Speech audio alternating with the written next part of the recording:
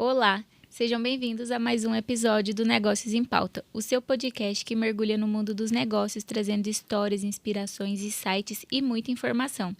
Eu me chamo Sene e juntamente com o Walter a gente está recebendo um convidado aqui, né, Walter?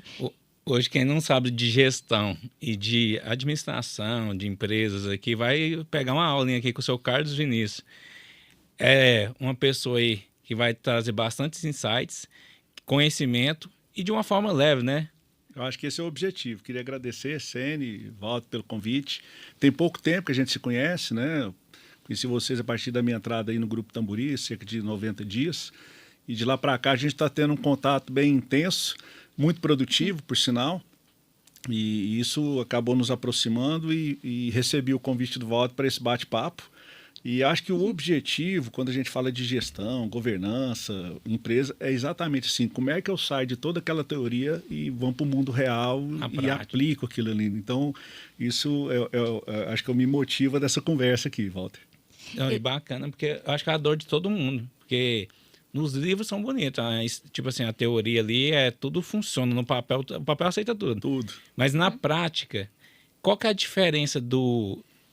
Na verdade, se eu for na diferença, eu nem vou na diferença ainda, eu pegaria assim, o cara que está assistindo a gente agora e quer montar uma empresa, o que é os primeiros passos que ele tem que aprender e analisar para montar um negócio?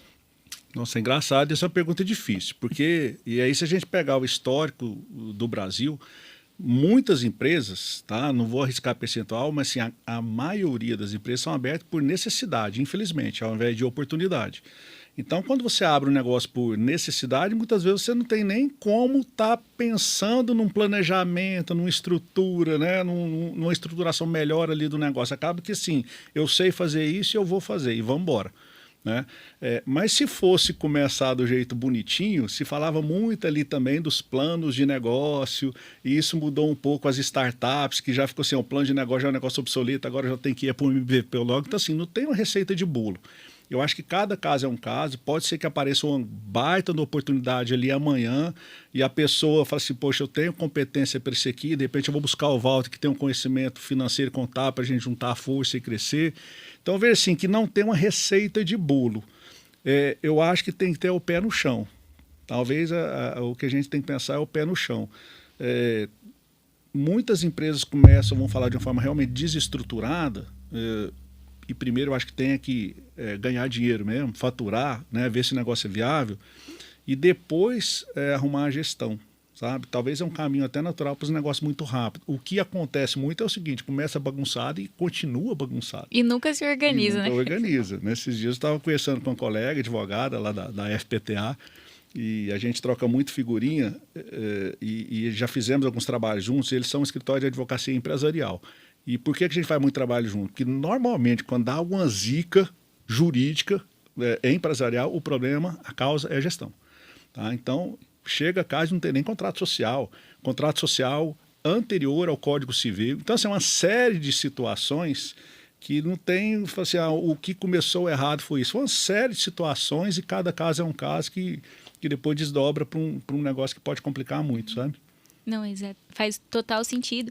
E você vai falando uma percepção de que tudo bem começar bagunçado e depois você vai se organizando e olhando mais para a gestão. Eu percebo com alguns contatos que eu tenho com empresários é que às vezes fica meio obscuro esse momento de começar a se organizar. Qual é o melhor momento ou existe talvez um número que a empresa já atingiu de faturamento ou algo nesse sentido que seja interessante ela já começar a pensar se organizar? Eu falo que é com R$1, né? O mundo ideal. A planilha, o documento aceita tudo. Mas eu acho que depende de caso a caso. Que você tem empresa que eu sou o dono, não tenho que prestar conta para ninguém, só para mim mesmo. Tem, de repente, uma sociedade que somos nós três, quer dizer, muda completamente o jogo, né? Como é que vai ser essa relação nossa, como é que nós vamos estar prestando conta, como é que a gente vai estar prestando conta entre um e outro, como é que vai ser a relação societária com os nossos entes familiares. Então, sim, acho que cada caso é um caso. Não tem, volto falando, como no caso de estruturar uma empresa, talvez não tenha receita de bolo. O ideal é começar logo, né? Assim, o quanto antes. quanto mais vai crescendo a operação, maior o faturamento, e no mundo que a gente vive hoje, essa complexidade e dinâmica, cada dia que você deixa a mais, é um probleminha também a mais que você vai deixando para trás, né? Não, e eu só complementando o que você colocou, não tem um momento correto, mas depende da maturidade da como vai funcionar aquele negócio. Porque se eu for montar um negócio que ele precisa de pegar dinheiro no banco, ou que eu preciso de comprar a prazo, o cara não vai me vender a prazo ou me emprestar dinheiro, sendo que eu não tenho um balanço, não tenho uma organização. O cara fala, cara, como é que eu vou emprestar dinheiro? Eu nem sei como é que está aquela empresa. Então, quer ou não, o cara tem que se organizar para ter uma transparência também, para mostrar para o mercado, né? Sim. Às vezes ele pode até conseguir, mas há uma taxa muito mais alta porque ele não O risco dele é vai, maior. não vai oferecer ali uma clareza e o risco é maior. Sim. Hoje, e vocês são especialistas nisso, a gente volta para aquele momento terrível lá da pandemia, né? Nossa, foi terrível. Falta de crédito. E aí você chegava no banco para pegar crédito, primeira coisa, cadê a sua estrutura? Pelo menos um balancete. Não tinha, a maioria das empresas não tem. Né? Então, e isso para mim não é nem o básico que você falou, assim, como que eu vou organizar a estrutura. Isso aí para mim já tem que fazer parte. Mas se a gente pegar de 100% das empresas, quantas que tem isso, né, no dia a dia arrumadinho? Né? Não tem, sabe? Nem contrato social, gente. Grande parte das empresas acaba que faz um ali, põe debaixo da gaveta e vão embora. Depois, lá na frente, nas discussões de separação de sociedade, ou de aquisição, ou venda, fusão, aí começam os problemas, né? Que você tem um documento totalmente que não fala nada com nada, né? Cota não representa nada com nada, e os problemas começam como se isso torna um pouco mais complexos, né? E você resolver essas situações num período de estresse é muito mais difícil do que você organizar num momento tranquilo, né? Sim, sim. E sai muito mais caro Você também. acaba que perde valor no negócio, que a gente já viu algumas transações financeiras de uma empresa adquirir outra ou fazer alguma fusão em incorporação, na qual se a empresa não tiver com as informações toda organizada, cara, ela perde valor, porque aquilo lá vai ser diminuído do valuation dela ali, Sim. porque acaba que não consegue comprovar ou chegar na veracidade daquele número, então ele vai sendo descontado ali no valuation. Sabe? E você ainda falou caminho feliz, né? Uma coisa é ela perder valor, outra coisa é ela perder o negócio, inclusive, né? E corre o risco. Corre Corre grande risco, né? Essa parte do gerar valor, o quanto que uma contabilidade arrumadinha, né? Um financeiro arrumadinho de uma empresa e um balançozinho auditado, como faz diferença, né, numa valuation de empresa, né? Demais. Que aqui você mostra ali para o mercado, ou para quem quer que seja, assim, esse empresário ele se preocupa com o mínimo, né? De pelo menos estar com a integridade das informações ali. Como se diz, é o suprassumo aí da gestão e é o básico, né, que a gente está falando, né? Exatamente. E voltando um pouquinho antes da nossa conversa, o cara começa o negócio por necessidade, começa faturando e ganhando dinheiro. Uma questão que ele tem que ter ciência é que uma hora ou outra ele tem que organizar, senão ele começa a perder dinheiro, ele não vai ver onde ele está perdendo. Então, se o cara monta um negócio, ele é muito bom naquilo e começa a ganhar dinheiro, mas ele não dá conta de vender aquela informação para o mercado porque ele não tem nada, não tem um controle ali. Aí o cara pode pensar assim, um cara que está de fora e olha e fala, cara, aquele cara é muito bom para executar essa operação, executar esse negócio, mas ele é muito ruim para controlar. Então, o dinheiro começa a escorrer pelas mãos e o cara não sabe nem onde que ele está perdendo. Então, começa a ter muito problema, muita dor de cabeça e acaba que pode inviabilizar o negócio, sabe? Sim, e isso ocorre, né, Walter? Empresa que a pessoa não sabe o custo da operação dela. E aí fica trabalhando só no preço, né? Aumenta o preço. Então, quanto mais ele está faturando, talvez mais rápido ele vai quebrar. Exatamente. Né, em função de prazos de pagamento com fornecedor, negociações. Então, e tem gente que não percebe isso. Né? Fala, nossa, eu preciso vender mais, Não, mas você tem que parar de vender. Organizar seu custo, saber seu ponto de equilíbrio. A partir daí, você vai colocar o preço certo de mercado. E hora que a gente fala assim, achar o ponto de equilíbrio e colocar o preço certo do mercado ali, pode ser que ele tenha perdido o time, né? Porque deixou muito tempo a gestão desorganizada e a hora que ele começa a fazer essa adequação, os competidores dele já estão lá na frente em termos de eficiência, em termos de qualidade, e aí talvez o bonde já passou, né? Infelizmente, pode ser uma realidade. Isso é uma verdade. Porque a gente vê muito negócio que sai do mercado por causa disso, que o cara fica no mundo dele. Na hora que ele vê o mercado se organizou, se profissionalizou, quando ele vai ver, ele tenta acompanhar já foi tarde. Então, assim, acaba que ele não consegue mais se colocar no mercado. Já era. E se ele tiver trabalhando, igual você colocou o exemplo, foi muito bom o exemplo que você colocou, que é o preço. Cara, se eu estiver vendendo um preço maior que meus concorrentes todos, porque eu não tenho uma noção do meu custo para me formar meu preço correto, eu tô perdendo venda toda hora. Na hora que eu acordar, eu perdi minha carteira de cliente, o mercado fidelizou ela e eu fiquei deslocado, sabe? Não, sim. e às vezes pode acontecer o inverso também. Você está se baseando no preço de um concorrente, você também pode estar deixando dinheiro na mesa, porque às vezes você tem um produto melhor, um atendimento diferenciado, mas por precificar com base no outro, você também está perdendo, que você não Sim. sabe tudo aquilo que envolve a composição do custo do seu produto. Sim. E aí, descendo um nívelzinho disso aí, que é o tal de fazer gestão, né? A hora que você começar a olhar os seus processos. Fazer gestão é nada mais, nada menos que você entender como é que é a dinâmica do seu negócio, né? Você começar a trabalhar com indicador de processo. Empresa é uma coleção de processos, né? Que se Sim. fala ali no livro, né? Você saber a relação entre um departamento e outro, entre uma operação e outra, que ali você começa, é o que eu falo de apertar parafuso, né? Diminuir eficiências, começar a aumentar ali uma questão de performance, e tudo esse pouquinho de pouquinho, no final dá uma diferença grande ali, do que simplesmente continuar fazendo como sempre fui, né?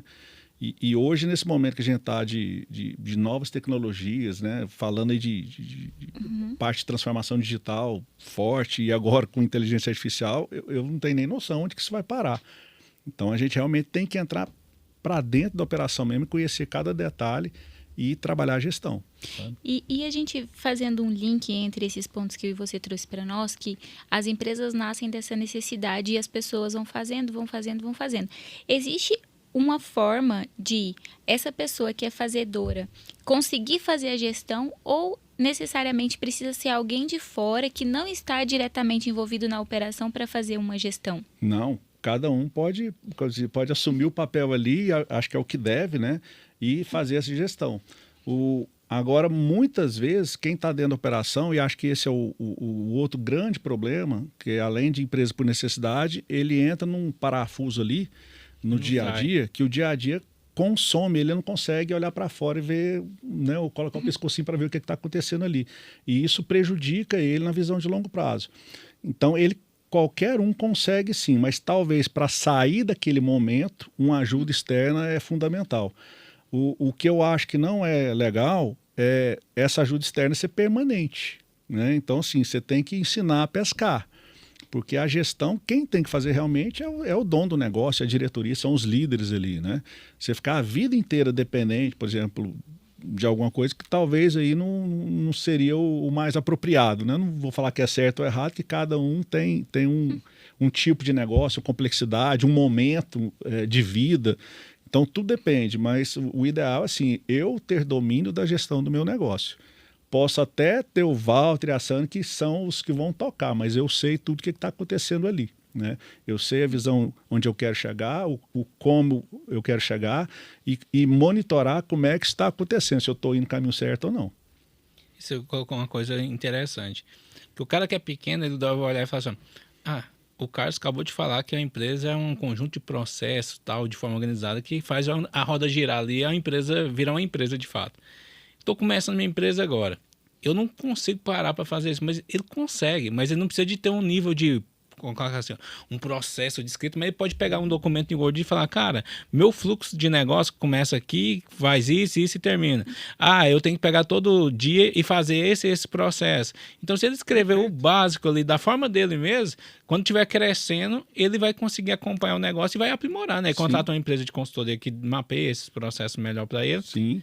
E outra questão que eu vejo é que algumas empresas têm um potencial tão grande que ela deixa de crescer porque o cara está ali dentro da operação e não está enxergando o que está acontecendo e está sendo consumido, em vez de delegar e levantar novas lideranças, ele só direcionar o barco, ele está ali quebrando a cabeça mesmo no dia a dia e não olha para fora. Então, se ele olhasse, acaba que ele conseguiria ter uma performance melhor e igual aquele ditado, empresa. Eu empresário? Eu empresário.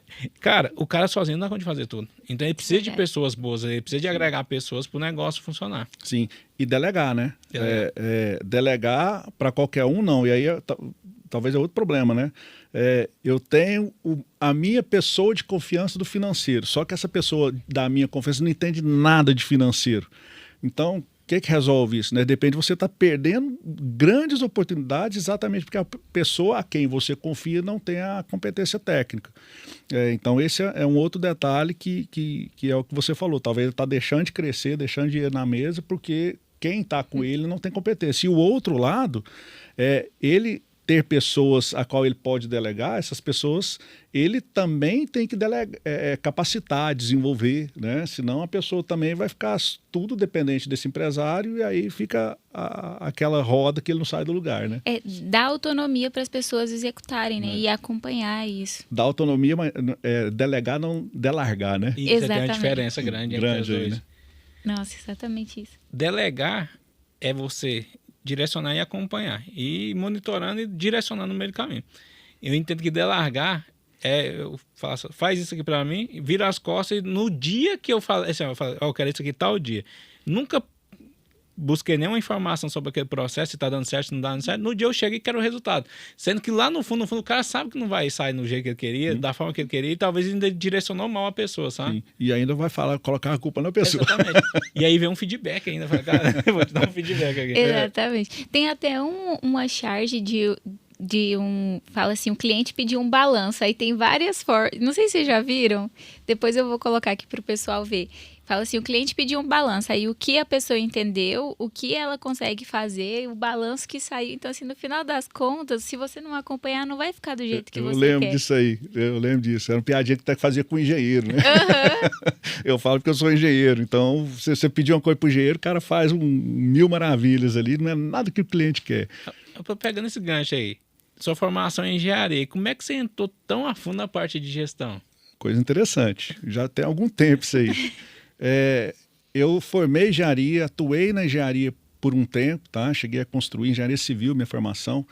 E quando começou aqueles processos de gestão da qualidade total aqui no Brasil, estou falando 97, eu comecei a fazer uma pós-graduação e me apaixonei pelo tema. Me apaixonei mesmo, sabe? E a gente está falando de uma ISO que é totalmente diferente do que tem hoje. Era bem engessada, muita questão de processos, análise estatística. E ali eu falei, gente, eu não gosto de engenharia, não, eu gosto de gestão. Comecei a entrar muito na esfera ali de análise de investimentos.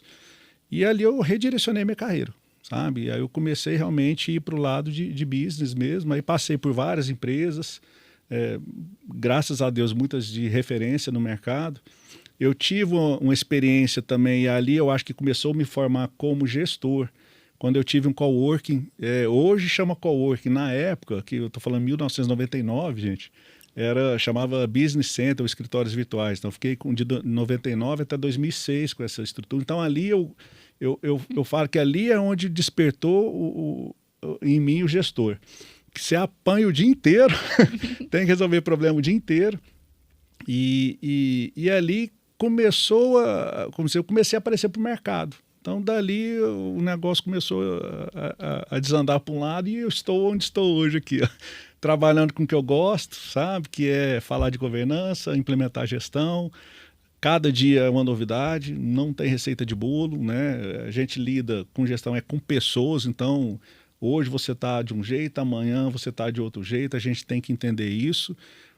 Porque no final do dia a gente tem que gerar resultado, agregar valor, né? Talvez até mais que gerar resultado é agregar valor, né? Não só financeiro, mas o valor que o negócio planejou, os acionistas requerem. Acho que eu viajei um pouquinho aqui, mas contei a história. Não, foi boa essa colocação, e você colocou um ponto importante, que muitas das vezes a gente pensa assim, ó, vou montar uma empresa. Aí vamos supor que eu sou um cara muito organizado, vou montar processo, desenhar os processos da minha empresa tudinho, já tenho o business, tenho o meu planejamento estratégico desenhado, meu orçamento do primeiro ano, mas se eu tirar as pessoas dessa equação, cara, isso aí não roda. Então, eu tenho que colocar pessoas com competências e pessoas que vão ajudar aquilo ali a acontecer da forma que precisa. Sim. Então, eu acho que a parte mais gostosa da gestão é isso, é lidar com pessoas, como você falou, cada um tem seu perfil. Um dia a pessoa vai estar de uma forma, outro dia no outro, você vai ter que saber lidar com isso e talvez entender ou direcionar aquela pessoa. Mas o interessante você cuidar de pessoas dentro de uma organização e ter essa visão ali que elas são importantes para o processo e fazendo uma analogia também mais simples, o gestor que seleciona o time que vai jogar com ele, então assim, pegar uma analogia de jogo de futebol. O cara que seleciona o time, ele vai escalar o time que vai jogar junto com ele. Se ele escolher o cara que não teria que estar naquela posição, que não tem a competência, não tem a habilidade para jogar ali, a responsabilidade também é dele. Então, se você toma posse dessa responsabilidade e fala, cara, eu que tenho a responsabilidade de selecionar o time, vou selecionar pessoas boas, e tem um projeto que eu sei que tem um potencial muito grande de gerar resultado, cara, não tem outro, o resultado vai vir, não tem como dar errado. É sabe? muito difícil não dar errado, né? É muito difícil dar errado, aliás. Porque você tá com a metodologia certinha, né? Você começou a falar aí, né, de quando eu vou montar uma empresa, vou num plano de negócio. Eu falei, mas você estava lá comigo? Porque eu voltei no tempo agora, sabe? Lembrando de cada um desses passos. E o que é interessante? O dia que você abre a porta, você vai gerir pessoas, né? Então tinha toda uma base técnica, mas aí eu tinha que mexer com aquela pecinha, né? Que é a tal da pessoa que está ali no dia a dia. E como é difícil. Então ali eu ralei, sabe? Mas eu acho que foi um ponto muito positivo, porque toda parte da engenharia é muito focada em número, né? Número, regra e tudo mais. Você trabalha num canteiro de obras, é muito comando, né? Faça isso, faça aquilo, e a hora que você chega num business já muda um pouco, né? Que você é muito mais um líder, tem que escutar e saber que direção tomar do que simplesmente dar o comando. Então a parte de pessoas, para mim, hoje é o essencial para o sucesso do negócio. E o líder ele é o responsável pela equipe, igual você falou, sabe? Se talvez tem uma peça errada ali, talvez você que tem que identificar aquilo ali e tomar a decisão. E a decisão mais fácil, qual que é? Manda embora. Manda embora. Mas talvez não é o mais apropriado. Assim, será que essa pessoa ela está no lugar certo? Será que... Então você tem um monte de será e será que será, até chegar no caminho mais doloroso. Você, não, realmente não tem o que fazer.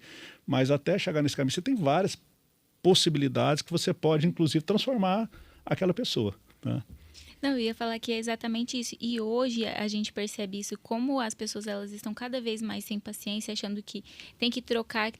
Às vezes, esse passar de desenvolver alguém é muito negligenciado por algumas empresas, por alguns gestores. Fica ali naquela metodologia, não, eu vou já desligar e contratar, só que às vezes você está deixando de aproveitar o potencial enorme que aquela pessoa tem. Sim. Pode ser uma peça-chave numa posição que era ideal do perfil dela. Você comentou uma coisa, hoje a gente está num momento atual que nós temos 5 gerações trabalhando juntas.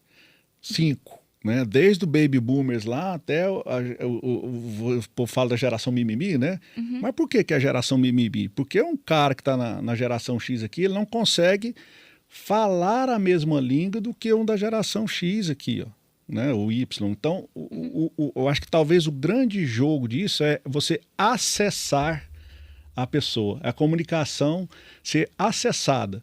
É aquilo que realmente vai me mover a fazer aquilo que precisa ser feito. Que é muito fácil, não, a Sani não quer nada com nada. Uhum. Ou então a Sani fala assim, nossa, aquele cara lá é um retrógrado, só fica querendo mandar. Essa comunicação de entender o seu perfil, né, daquela geração e o que é importante para mim, da minha geração, eu acho que é esse tipo de coisa, essa cola, essa liga que hoje a gente precisa aprender a lidar. Gente, 5 gerações trabalhando no mesmo lugar é uma loucura. Não é fácil. E ainda em alguns aspectos que eu acho que você colocou muito bem, que foi a questão de comunicação. Porque assim, uma geração mais antiga ela vai ter uma certa experiência já. Só que a geração mais nova, ela tem uma velocidade de conhecimento, só que ela não tem consistência. Aí eu acho que se houver uma troca entre essas gerações, as duas vão agregar, porque uma pessoa mais jovem, ela é ansiosa pra caramba. Então, ela pega uma pessoa mais experiente, ela vai direcionar e fala, não, você não precisa desesperar aqui, vamos organizar. Então, vai tendo um direcionamento. Só que o mais jovem fica com aquela sensação, eu sei tudo, eu já li tudo, eu já pesquisei tudo, eu vejo não sei quantos rios no meu Instagram, ele acha que já domina o mundo, sabe? Então, se as pessoas conseguirem, igual você colocou, acessar uma a outra, entender o que um pode complementar o outro, cara, eu acho que tem tudo para dar certo e formar um time muito bom, muito coeso, porque tem habilidades diferentes, mas também tem umas maturidades diferentes que também conseguem equilibrar o jogo, Sim, sabe? sim, sim. É o complemento, É o né? complemento. É o complemento. E um outro ponto que você foi falando é a parte de governança. Hoje, a gente acaba percebendo que isso é um tema bastante explorado pelas empresas de médio, grande porte, que estão se profissionalizando. Você poderia explicar para os nossos ouvintes que são empreendedores menores o que significa ter uma governança em uma empresa? Até desmistificar esse termo, né? Eu ia falar isso agora. O que é governança? Eu já contei em outros casos, teve um dia que falou assim, falei que trabalho, né, gestão, governança, governança, então você separa briga de sócio. Então, era a visão que se tinha de governança. E muitas pessoas levam governança para o lado jurídico, né? Mas olha que a gente fala de governança, o termo simples, né? É um governo. Governo é comando, né? Então, é você ter o comando da sua empresa. Em que sentido? Quais são as regras, as políticas, né? Se a gente é uma sociedade, como é que a gente vai funcionar? Como é que a gente vai distribuir lucro? Qual que é a nossa visão de longo prazo? Isso é como se fosse o guarda-chuva, né, que vai direcionar a sustentabilidade da empresa. Eu falar, governança e gestão é a mesma coisa? Não, não é a mesma coisa, mas são dois pilares e um tem que andar junto com o outro. Que a gestão, ela está, de certa forma, é o que vai fazer a governança ser desdobrada, né? É o que vai fazer a governança acontecer. Então, assim, aquela visão de longo prazo, como é que nós vamos desdobrar isso na operação? Quem que é o responsável? Quando nós vamos fazer? Como é que nós vamos monitorar? Né? Quais são os ritos de gestão que a gente vai estabelecer para saber se a gente está indo no caminho certo ou não? Então, governança, e para mim, é um guarda-chuva. E tem um elementozinho fundamental para mim na questão de governança, que é a questão da cultura. Tá? A forma como a liderança transmite isso, né? Como que ela lida com isso no dia a dia, que isso é o que vai espelhar para toda a cadeia para baixo. Né? Do CEO, o jeito que ele se comporta vai desdobrar ali do comportamento dos diretores, dos supervisores, dos coordenadores, e daí vai. Então, a cultura implementada ali, para mim, é um dos pontos mais importantes para a governança realmente ser um pilar, né, e não um castelinho de areia, e assim também a gestão também ser um pilar e não um castelinho de areia. Né? Aquele ditado que a cultura como estratégia no café da manhã é nada mais do que isso. Você fala uma coisa, mas faz outra. Então, não sustenta. Exatamente. Não, e essa questão foi bom você ter colocado, que é assim, o que a gente vê muito algumas empresas fazerem? Colocar eles acham primeiramente que a cultura é só escrever os valores, missão, propósito, daí colar na parede e falar, cara, todo mundo vai seguir isso aqui. Não vai, não adianta. Se você não trabalhar aqui no dia a dia, e aquilo de fato tem que ser um balizador para os sócios, os diretores, CEOs ali seguir, e de fato trabalhar aquilo no dia a dia para a liderança absorver e conseguir replicar também para a base. Então, a partir do momento que não é trabalhada a cultura do negócio, a empresa fala que vai para um caminho, mas age totalmente diferente, gera uma descredibilidade para a equipe e para o mercado também, porque o cara fala assim, minha empresa é sustentável, mas vai lá e faz algo totalmente poluente ou joga no meio ambiente. Aí, cara, já gerou uma incoerência ali no negócio. Ou minha empresa é preocupada com pessoas, mas a pessoa está doente e fala, não, vou mandar embora. Exatamente. E o que mais tem são valores, né, estampados na parede, né? Exatamente. Me veio aqui a cabeça, talvez a gente tangibilizar tudo isso um pouco, né? Que a gente fala de governança, você fala aí um pouco de cultura, amarrando, né? Como é que isso se estrutura? Imagina que nós três somos sócios, montamos uma empresa e tem um contrato social lá. E aí a gente estampa um valor que é, por exemplo, se tiver um assédio moral, né? Todo mundo, quem for responsável por aquilo ali, ele vai ser desligado da empresa. Aquilo ali só vale para funcionário ou vale para o sócio também, para nós três? Teria que valer vocês. Né? Entendeu? Se tem um valor estampado ali, vale para nós três. Então aí começa o negócio a não ter coerência. Eu monto um contrato social falando que qualquer coisa que aconteça de errado, todos serão, né, de certa forma, penalizados. Tá, então eu fiz algum assédio. Como é que vai ser minha saída da empresa? E aí volta para o contrato social. Será que está estabelecida a forma como a gente vai sair ou provavelmente, eu falo quase 100%, tá só assim a forma de distribuição padrão lá, né? Sim. Aí começam os problemas, porque assim, não, isso aqui eu não aceito, né? Começa a judicializar o negócio. Então, toda essa parte de coerência, desde a montagem de um contrato social, né? A forma como eu vou implementar a cultura na empresa, quais são os valores que eu vou, sei lá, estampar na parede, eu acho que nem precisa disso, é muito mais você praticar aquilo ali. Tudo isso para mim é a coerência que depois vai descer na pirâmide ali, entendeu? Que alguém um dia que fizer alguma coisa errada e tomar atitude ali mesmo, e essa atitude valer para qualquer um da empresa, isso para mim é a coerência do negócio. Tá? Muito interessante essa parte, porque a gente percebe que para algumas empresas, algumas leis funcionam só para algumas pessoas. E isso é muito comum, por mais que a gente imagine que não, isso é muito comum. E eu imagino que nesse processo de implementação de gestão, governança, você já deve ter vivenciado diversas situações. Qual foi a situação assim mais desafiadora de viver na prática aquilo que nenhum livro de teoria traz e você, tipo, meu Deus, como que eu resolvo isso daqui agora? Quando você está implementando um processo, principalmente quando tem familiar, e um dado importante que 90% das empresas no Brasil são familiares, né? Então não é pouca coisa. E dessas 90%, elas representam 75% dos empregos. Então, sim, para o país é muito relevante.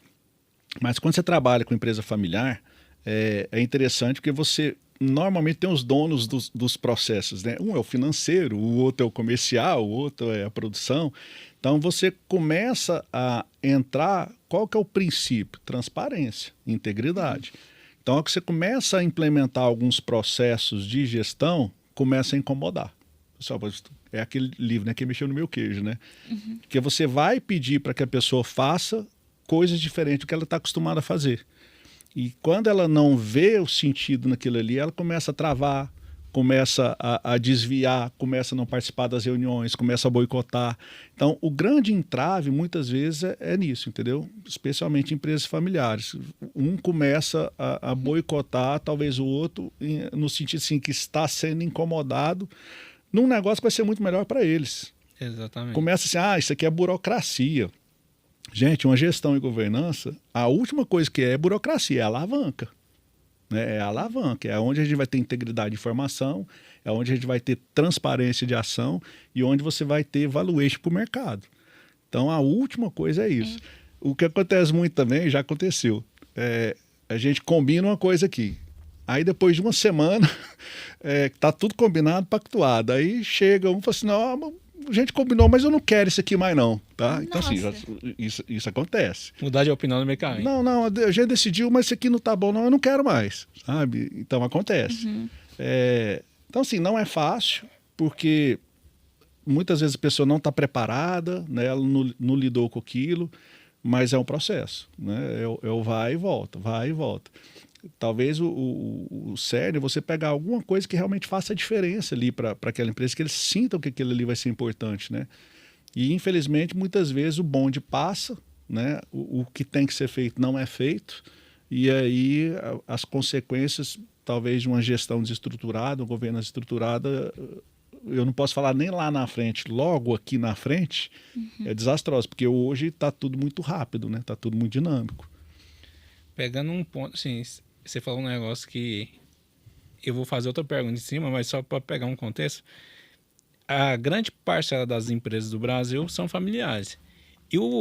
E a questão não é a empresa ser familiar, é os familiares não entender que estão numa empresa.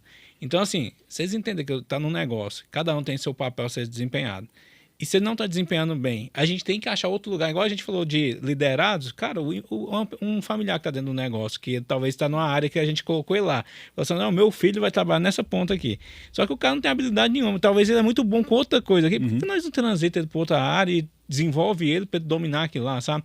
Então, essa insistência da pessoa ficar numa área que talvez não seja dela e saturar a pessoa. Então, a pessoa vai chegar num nível de estresse ou o outro familiar vai ter um atrito. Então, acaba que a pessoa perde a possibilidade de repassar o negócio, o conhecimento do negócio, por não ter essa visão. Então, tipo, tem que ser do meu jeito. Igual a gente já entrevistou algumas pessoas que falou, meu pai assumiu o negócio do pai, mas o meu pai falava, tem que ser assim, assim, assado, não deixava eu fazer nada diferente. Então, não estava aberto de fazer uma construção ali Tipo assim, absorver conhecimento e repassar conhecimento. Uhum. E aí entra num ponto importante que a gente vê que tem algumas empresas familiares que dão certo, igual o exemplo que está muito em evidência é a CIMED, que o cara trouxe os filhos, a irmã, então eles tocam o negócio de uma forma, parece bem organizada e bem bacana.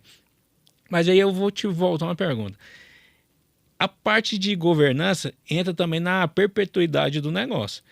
E aí, quem que vai assumir o negócio depois? Se vai ser filhos, vai ser gestores profissionais, vai ser CEOs que vai assumir o negócio?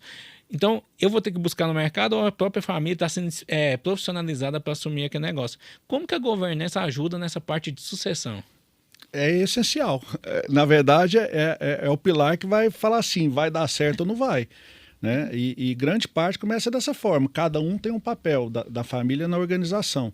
Então, é você moldar se realmente aquele papel é apropriado ou não. Mas vou pegar até um outro caso, que não tem ninguém da família no negócio e aí a gente vai pensar essa entrada.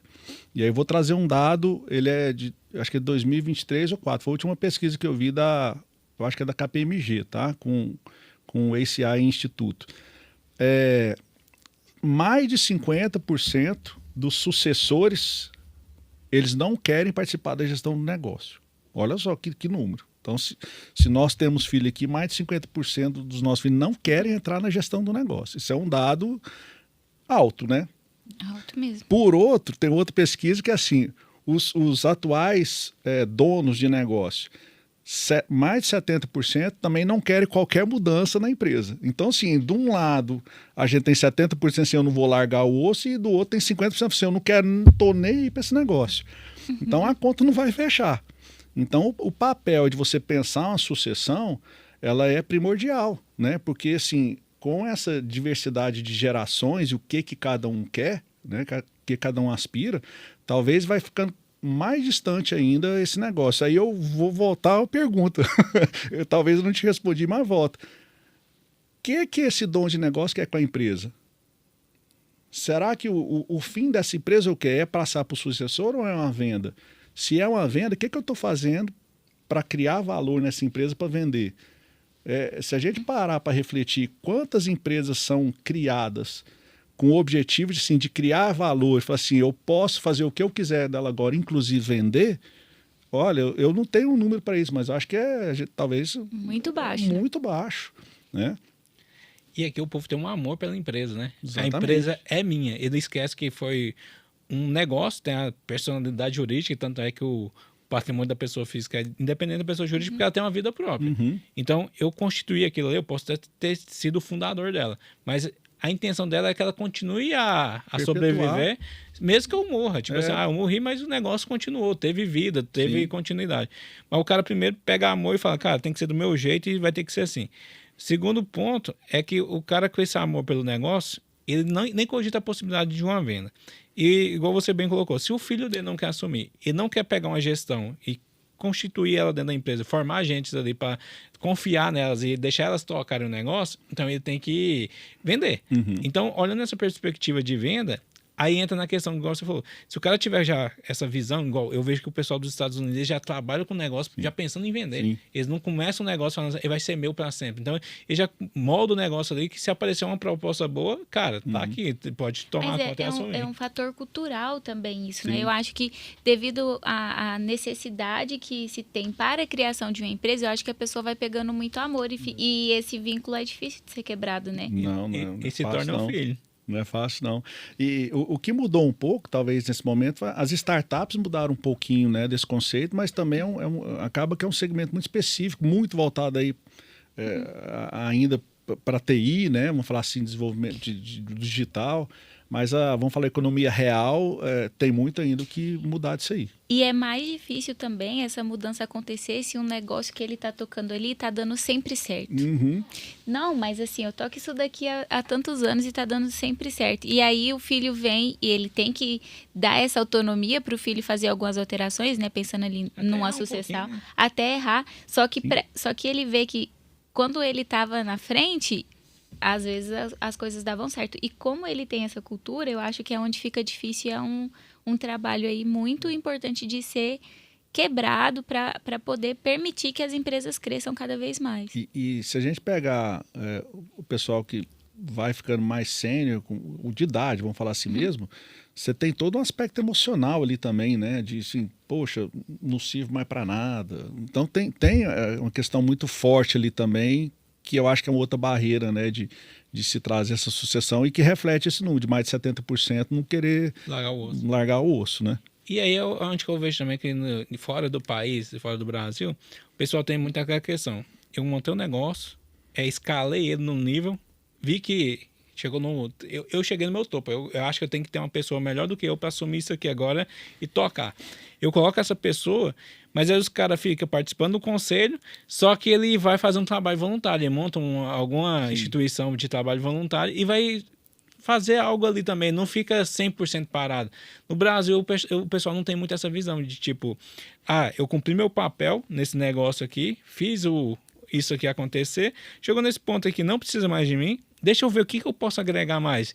E, cara, pode agregar, igual você colocou, as pessoas mais sêniores, elas têm muito conhecimento que ela pode dividir ainda, só que as pessoas, elas pensam assim, se eu sair disso aqui, talvez vai ser difícil eu achar outra coisa. Cara, já tem uma bagagem, um conhecimento violento, então dá para agregar muito mais com a sociedade. Você falou um ponto interessantíssimo, que tem vários casos de montar um conselho, nem falo de conselho de administração, não. O dono do negócio começa a preparar seus sucessores e eles começam a entrar na operação, se capacitam e ele fica como sendo conselheiro. Quer dizer, ele tem toda a bagagem que pode repassar para os sucessores ali, né? E ter uma longevidade muito maior. Tem questão de um mês, você estava conversando com uma dessas empresas familiares e eles têm toda uma governança muito bem estruturada, tá? Inclusive a cor de sócio. Você vê o nível que eles já estão. E era um evento que ia ter no outro dia. Eu falei, vocês vêm para o evento? Você, seu irmão? Aí ele falou assim, não, tá indo só eu e meu pai, porque eu e meu irmão não podemos andar juntos. Eu falei, por quê?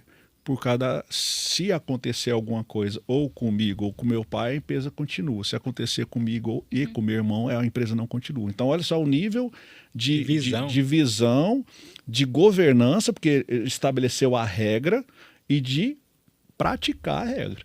E isso que é mais admirável, que assim, tem gente que escreve a regra, mas não diz que não, mas é bem ali, vamos nós tudo mesmo, entra aqui e vamos embora. Cara, fatalidade, você não sabe quando ela vai acontecer. Então, assim, de fato, criar a regra e segui-la, né? Então, você tem muita empresa que já está anos-luz assim, fazendo o dever de casa bem feito. E várias outras que, a grande maioria, infelizmente, que precisa fazer tudo. E o fazer tudo é degrau por degrau. Quando a gente fala de governança, tal, de desmistificar a governança, né? Não adianta você falar assim, não, eu vou fazer tudo agora. É de degrau em degrau, porque é um aprendizado. Não tem o certo, não tem a receita de bolo. Você vai fazer uma coisa e fala, não, isso aqui não está muito apropriado comigo, vem cá, vamos conversar, vamos costurar. E aí vai, de pouquinho em pouquinho, uma hora você vê assim, opa, peraí, o negócio tá formadinho agora, né? Mas não é fácil. E eu vejo uma questão também que tudo dá para a gente aprender um pouquinho com os negócios. Eu vejo que as empresas, sim, algumas empresas têm uma maturidade de gestão, uma maturidade já está indo caminhando para um passo para a governança. Aí eu vejo uma startup. Ela tem uma grande velocidade de crescimento, eles têm uma grande facilidade de enxergar e escalar um negócio, só que a organização deles é muito ruim. Eles não têm governança, não têm gestão, eles não têm controle de nada. Então, aquilo de uma hora para outra se transforma num negócio muito grande, mas sem controle nenhum. Sim. Então, acaba que eles também se atrapalham e perdem dinheiro, perdem investimento, apesar do investimento deles ser um pouco mais, a captação de recursos deve ser mais flexível ali, usar outras métricas, mas quando aquilo ali toma um certo tamanho, uma proporção, cara, quem for investir naquilo ali vai querer pelo menos ter uma visão de que está entrando. Fala, cara, o que isso aqui me entrega? O quanto que isso aqui tem sustentabilidade, sabe? Sim. Eu participo de um grupo de executivos de São Paulo e tem um nicho de executivo desse grupo que são especialistas em startup. E a grande problemática da startup é isso. A ideia é maravilhosa, os caras constroem um projeto fantástico, só que não tem zero de gestão e zero de governança. Então, a hora que fazem os pitches de apresentação para os investidores, e a gente está falando que de 2022 para cá, secou a torneira, né? 2021, 2022 secou a torneira, porque investiam-se em projetos ambiciosos que depois viam que não viravam muita coisa. eles perdem a oportunidade, exatamente porque não tem essa parte da governança e da gestão estruturada. Eles têm um negócio muito promissor, mas não tem a gestão organizada. E esses colegas, inclusive, eles estão fazendo um trabalho de atuar como conselho ali, sabe? Como conselho, assim, não, peraí, Walter, primeiro você vai ter que fazer isso aqui, não adianta você viajar na maionese, não. Primeiro o tijolinho, depois o outro tijolinho, agora sim nós vamos para o front. Tá? Porque muitas vezes você tem um valuation astronômico, mas com base em quê? Né? O que sustenta esse valuation? Não, e a gente percebe isso, eu gosto muito de assistir aquele programa, o Shark Tank. E aí a gente vê os Sharks lá, né, avaliando as empresas e eles começam a fazer perguntas básicas, né? Tipo assim, como que você tem essa margem? As pessoas, elas erram nesses detalhes, né? Então, a pessoa que está começando a se organizar, quais são os detalhes básicos, assim? Olha, sem isso daqui, a gente não tem nem como começar a conversar, na sua opinião. Eu acho que o principal é saber, seja serviço ou seja produto, quanto custa, né? Por preço do negócio. Que de repente eu estou prestando serviço ou vendendo alguma coisa que tá... Tô fazendo de graça, meu voluntário. Tô fazendo de graça. Então, eu acho que é eu entender o meu negócio, sabe? E você colocou no começo da nossa conversa isso, que de repente eu estou oferecendo um serviço por X, sendo que eu podia estar vendendo uma vez e meia mais, 2 vezes, 3 vezes mais. Talvez o mercado que eu estou, se eu for para a esquina ali, eu consigo agregar valor 5 vezes mais. Então, é entender o mercado que eu estou, o que eu faço, e o meu ponto de equilíbrio ali, né? Para eu não quebrar. Talvez isso é o mínimo do mínimo do mínimo. E entender isso com números, não só com coração, né? E aí eu acho que vou fazer uma pergunta para vocês, né? Vocês são uma empresa muito assim fiscal, cuida de toda a parte fiscal dos clientes, assim. Quantos clientes estão interessados em saber o resultado que vocês produzem, né? Na verdade, você quer burocracia, que não sei o... Gente, aquilo ali está o fundamento do negócio dele, né? Sim. Um balanço, um balancete, estudar aquilo ali. Só que a grande parte, e eu estou falando sem conhecer os clientes de vocês, a grande maioria das empresas hoje, isso aí é só uma obrigação. Eu não quero nem saber desse negócio. Né? Sendo que isso é uma baita na ferramenta de trabalho. Exatamente. Aliás, eles acham que o financeiro e contabilidade é a mesma coisa, né? É um princípio básico ali, que uma coisa é uma coisa, outra coisa é outra coisa. Só que andam juntos. Sim. Né? Um conversa com o outro. E quando a gente fala de gestão, eu tenho que olhar para os dois. Né? Em determinados momentos, sistematicamente, eu tenho que olhar para os dois. Caixa e resultado. Sem essas 12 ferramentas, não sei como é que você toca o negócio. Então, aliás, né, você falou o que precisa do mínimo, saber se eu não estou quebrando ou se eu vou ganhar e acompanhar esses números. E à medida disso, aí eu vou fazendo um planejamento, vou tendo uma visão estratégica, eu vou construindo um plano de ação para saber como é que eu vou chegar lá, vou estruturando a governança. Elenca alguns indicadores-chave. Cara, o que eu quero buscar? Hoje, para mim, faz sentido eu olhar esse indicador. Porque se olhar tudo, tentando trabalhar todos ao mesmo tempo, não dá certo. Então, cara, o que eu quero? Eu quero crescer nesse aspecto, quero organizar nesse aspecto e fazer isso. Então, cara, eu vou definir um KPI para cá e para cá. Então, vamos buscar essa eficiência operacional, porque a partir do momento que você busca eficiência, você deixa de ser ineficiente operacionalmente, você ainda economiza dinheiro. Você ganha apertar dinheiro. parafuso. Exatamente. Exatamente. Isso mesmo, perfeito. Outra questão que eu vejo é que tipo assim, os empresários, igual você bem colocou, eles acham que tudo isso aqui é burocracia. O negócio é eu vender, prestar serviço e colocar o dinheiro no caixa.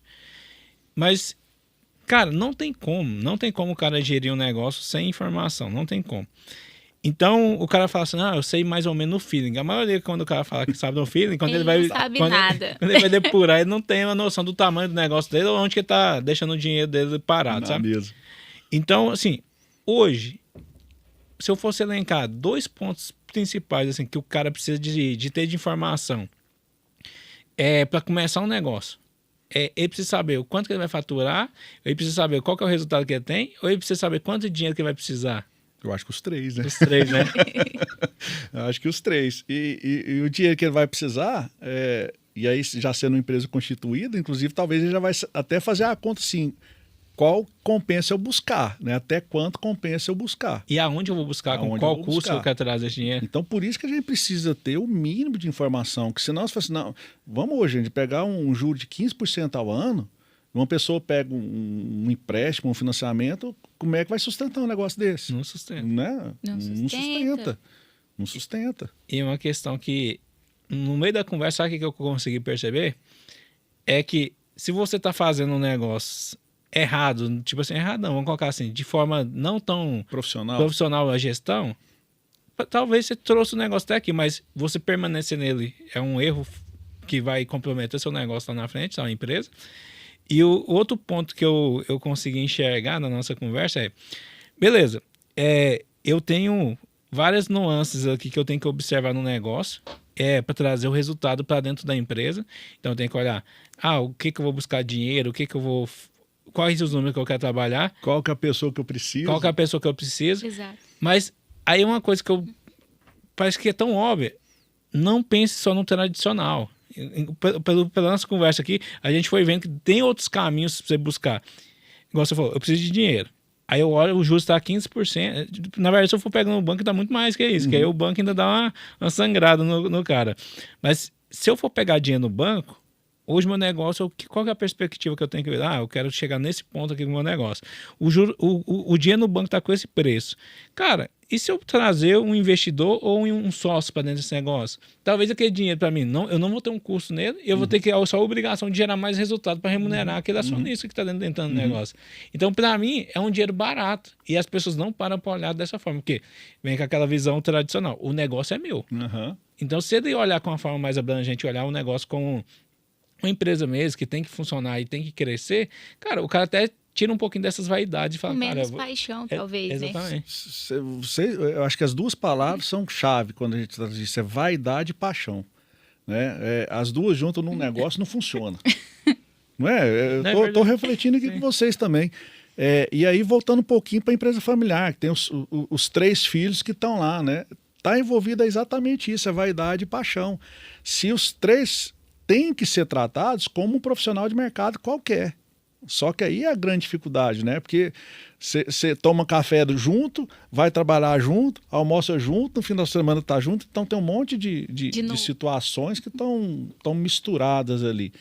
E você separar isso, falar assim, Sânio, você está errado, você errou nisso aqui, é difícil, mas é o que tem que ser feito. Né? Então, essa entrada de um sócio, essas alternativas, se uma empresa tivesse nesse nível, né, que cada um sabe o seu papel, sabe ser cobrado, porque isso é transparência, integridade de informação e vai buscar melhorar, a entrada de um sócio não seria um fator dificultador. Na verdade, talvez a salvação, o crescimento e tudo mais. Foi muito boa a sua colocação. E para melhorar ainda, vamos supor, eu vou receber um novo sócio. Eu já sou um cara organizado, já fiz meu acordo de cotista, tenho as minhas regras do jogo tudo definidas, apresento isso pro sócio novo e falo, cara, as regras desse jogo aqui, a gente descreveu dessa forma. Você tá ok pra você? Tá. O cara já entra sabendo das regras. Então o cara fala, cara, eu vou colocar meu dinheiro aqui, eu sei que o negócio é organizado, eu sei os pilares que norteiam essa relação aqui. Agora, passa até mais uma credibilidade pro cara, porque o cara fala, cara, eu vou colocar um dinheiro num negócio que eu sei que é estruturado. Agora, quando você chega, o cara, sócio novo, fala, não, esse aqui, meu sócio é meu filho, fulano. Aí senta aqui, não, e aí, como é que funciona? Como é que vocês tomam a decisão? Cara, não, aqui a gente, quem toma a decisão, na maioria das vezes, é o fundador ali, ou se não, em conjunto. Cara, mas e quando tem uma divergência de opinião, como é que vocês alinham isso aqui? Como é que vocês definem o jogo? Como é que vai tomar uma decisão talvez difícil? Talvez você vai ter que fazer um corte num departamento que é seu filho que toma conta. E aí, beleza. Como é que seu filho vai se impor? Que é a equipe dele que está ali, talvez sofrendo alteração. Aí, beleza. Quem que vai dar o veredito final? Tem que ter alguém para. E talvez esse exemplo que você deu seja até mais fácil, né? Agora, eu acho que talvez a complexidade fica no inverso. O filho querer cortar o pai. Porque aí ele vai estar indo de frente contra a autoridade do pai. Então, nossa, é bastante delicado. E deve ser comum, né? Deve ser muito comum. Hierarquia entra nessa parte de governança também? Sim. Quando a gente fala do comando, né? Sim. O comando não é quem manda, é saber o que cada um tem que fazer, né? A responsabilidade. Então, a hierarquia, sim. E aí eu tô falando não só de empresa familiar, qualquer tipo de empresa. Então você tem assim, o CEO, qual que é o papel dele? Até onde é a linha dele? E a hora que a gente começa a pensar em conselho, principalmente preço familiar, começa a misturar, né, um pouco dessa linha, né? O conselho quer entrar na gestão e o diretor, ou CEO, também querendo entrar um pouquinho no conselho. Então, é um aprendizado, é uma linha muito tênue, mas é uma construção. E então, essa divisão de papéis, responsabilidade, é a governança, é na governança que a gente estrutura isso aí, né? É exatamente isso. Você falou de um investidor. Quando você tem uma governança estruturada e uma gestão que flui, você, todo dia 5, a dia 5 o balancete vai estar fechado. Dia 10 vai ser reunião de gerentes. Dia 15 vai ser reunião de gerentes com diretoria. Você tem tudo ali mastigadinho, você tem um rito de gestão estabelecido. Então, isso para alguém que está chegando de fora, assim, poxa, essa empresa aí tem um negócio na mão, né? A única coisa que a gente sabe é que se você tem uma estratégia, você vai mudar a estratégia, né? Mas o objetivo, né, tá lá definido. Então dá uma segurança maior do que realmente aquela. Assim, quem que manda aqui? Meu pai. Não, ali é a minha mãe, aqui é a Sânia. E aí, né? Como que eu entro nessa bagunça Como é que eu entro aqui? isso aqui, né?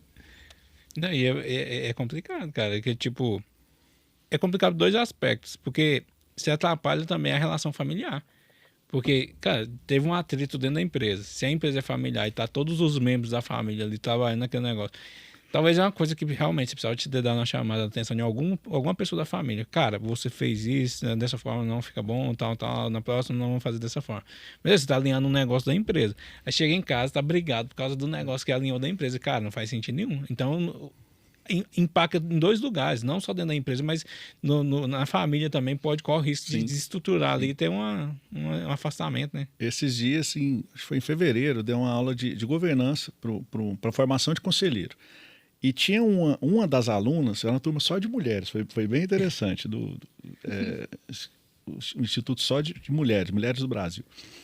Ela tinha mais de 80 anos, era matriarca da família, empresária, e os filhos trabalhavam na empresa. Não lembro se todos ou não. Ela falou assim, como que eu faço a governança da minha empresa funcionar? Todo final de semana tem não sei se era um brunch, um café, que todos nós nos reunimos, é obrigatório, os filhos todos lá, para a gente tratar a harmonia familiar e tratar alguns aspectos profissionais da empresa. Então, olha que bacana. Né? Comunicação, né? Que bacana. Tipo assim, aqui nós somos família, mas lembre-se que na segunda-feira você tem um papel a executar lá. Então foi bem bacana isso aí, sabe? Esse depoimento dele. Então tem muita coisa que funciona, né? Cada um no seu jeito, não tem a receita de bolo, né, Sânia? Não tem, infelizmente. Mas eu acho que essa é a graça dos negócios, né? Você poder reinventar e aprender, se desenvolver e criar algo único ali para você e para o seu negócio. E buscar referência, né? Eu acho que hoje a gente tem tanta informação, né? É buscar referência. Isso aqui serviu para você, mas isso aqui não tem nada a ver comigo, mas de repente o jeito que ele faz combina um pouco comigo. Não é também pegar e copiar. Sim. É adequar aquilo ali, né? Informação tem demais hoje. Tem. Né? Esse foi uma coisa que eu já vi. Tem gente que é muito bom num negócio, naquele business ali o cara é violento. Aí ele é um gestor, um líder daquele negócio, e aí vamos supor, outro segmento, não tem nada a ver com aquilo lá, o cara vai lá e traz aquele cara, fala, não, aquele cara é bom demais, eu vou trazer ele. E o cara vem com a mesma cabeça pro outro business totalmente diferente. Cara, dá um choque violento, porque aquele perfil de pessoas que ele lidava naquele negócio é totalmente diferente com o perfil das pessoas daquele outro negócio. Cara, de duas uma, ou ele vai se adaptar para encaixar no negócio, ou o negócio vai expurgar ele, as pessoas que estão naquele negócio vai expurgar ele, porque não dá para encaixar. Não é compatível, não é compatível.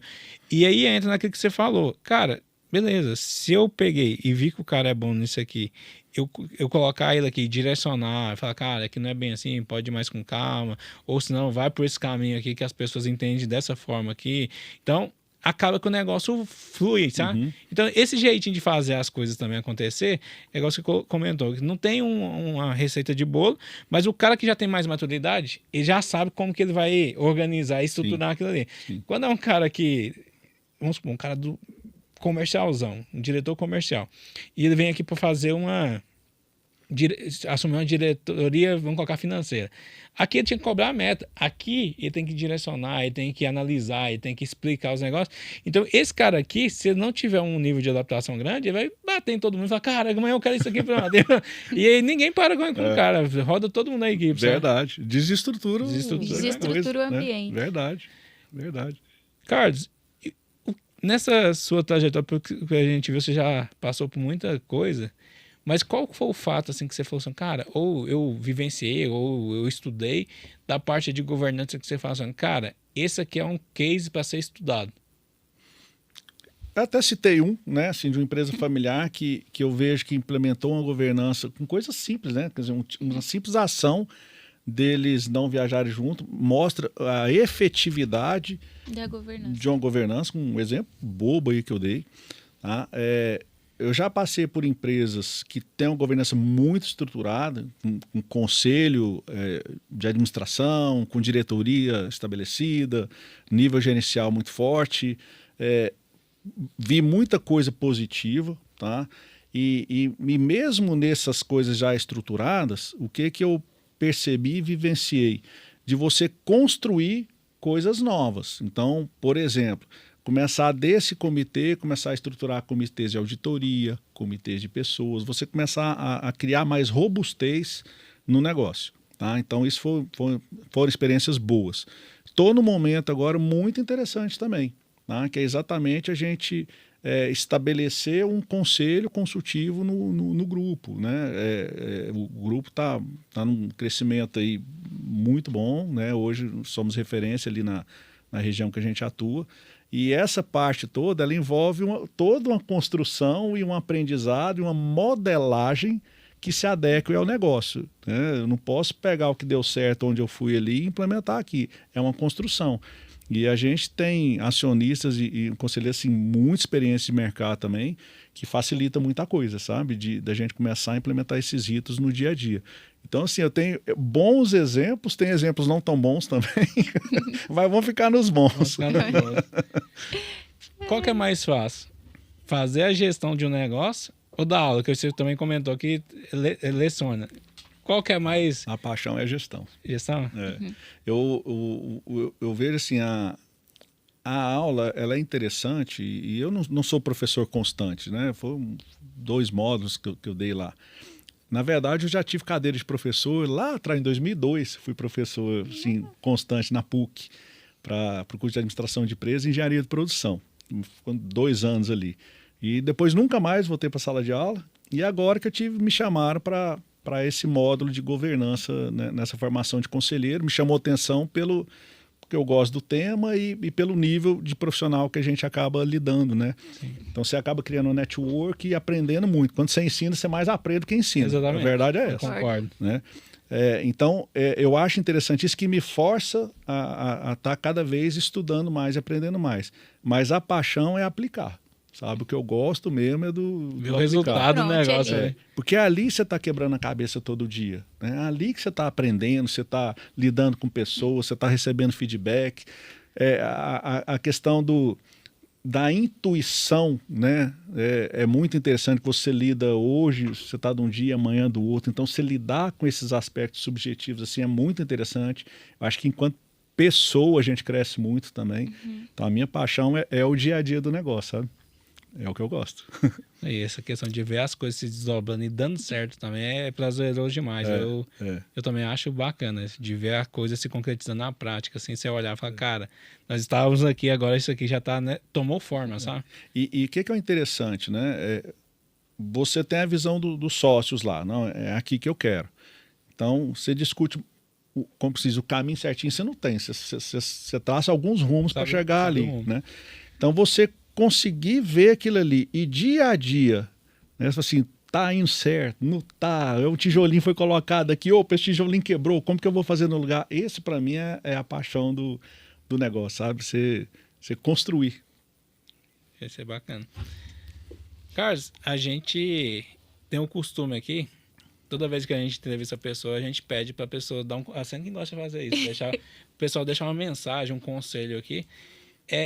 Se fosse para você dar uma mensagem para quem está no mundo empresarial, que está passando por todas essas mudanças de gerações e tem como intuito empreender, ou que já empreende, qual que era uma mensagem que você daria para essas pessoas para ficar tipo com uma lição ali para o cara falar, ficar martelando a cabeça do cara, o cara fala, cara, eu tenho que pensar e refletir sobre essa mensagem? Eu acho que primeiro você ter, seja quem está empreendendo, né, quem vai empreender ou esteja empreendendo, é ter a mentalidade aberta para a gestão, tirar qualquer estigma que é burocracia, né, que é chato, porque assim, esse é o que vai fazer o sucesso do seu negócio, né? Tem coisa que é ruim, mas a gente tem que fazer, né? Eu odeio financeiro, mas eu tenho que fazer, eu sou responsável pelo meu negócio. Então, você ser responsável pelo seu negócio ou pelo negócio que você vai ter. Não vai ser só docinhos, né, no dia a dia, mas eu entendo que a aspiração de onde quer chegar, eu acho que isso que move, né, essas pessoas. Então, esteja com a mentalidade aberta para a gestão. Nossa, muito legal você falar isso, porque a gente veio falando aqui de vários aspectos para o empresário olhar. Mas a gente também tem pessoas que podem estar querendo empreender e ser um gestor também. Qual que é o caminho e o desenvolvimento para uma pessoa se tornar um gestor de referência como você?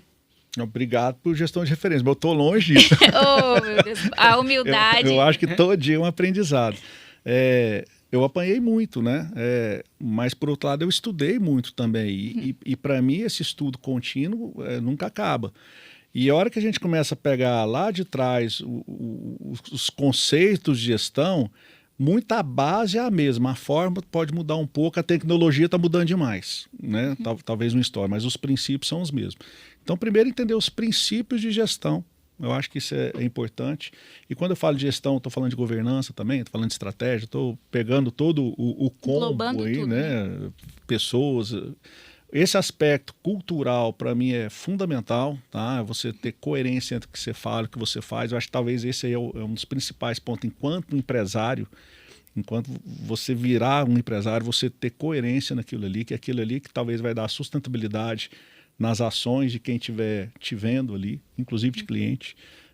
Para mim, esses são os pontos principais. Então, é estudar, ralar, que é com os erros que a gente aprende. E os erros que a gente tiver, que vai ter, só não erra quem não faz, é tentar não ter de novo, né? Tentar não, é não ter de novo. Sim, tenhamos novos erros, não os mesmos. Concordo demais. Eu bato muito nessa frase. Errar uma coisa uma vez é normal. Agora, ficar repetindo o erro, vamos discutir outros erros, aprender erros maiores ou erros mais difíceis, mas a mesma coisa não. A mesma coisa não. Não sei se eu te respondi. Respondeu perfeitamente. E, pessoal, fica esse conselho para vocês aí, hein?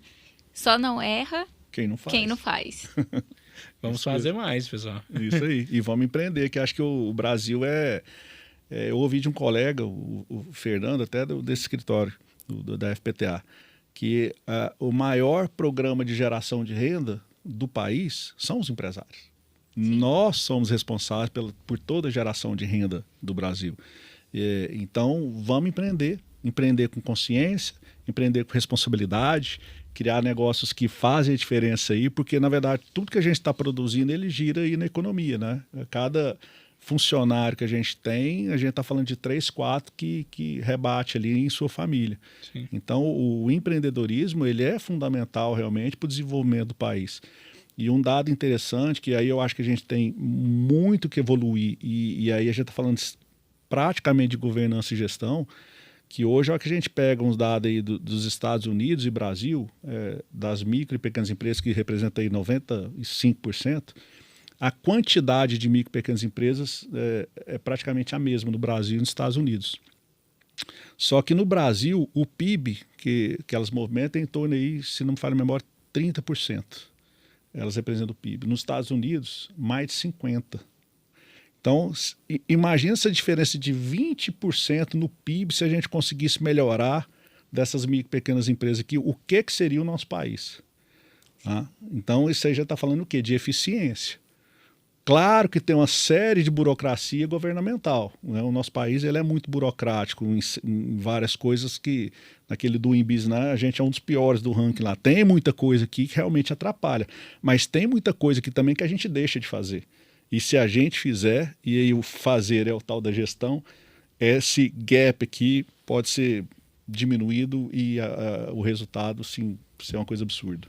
Vai ser um resultado exponencial, tanto na vida daquela empresa, como na vida das pessoas que a cercam e do país como um todo. Sim.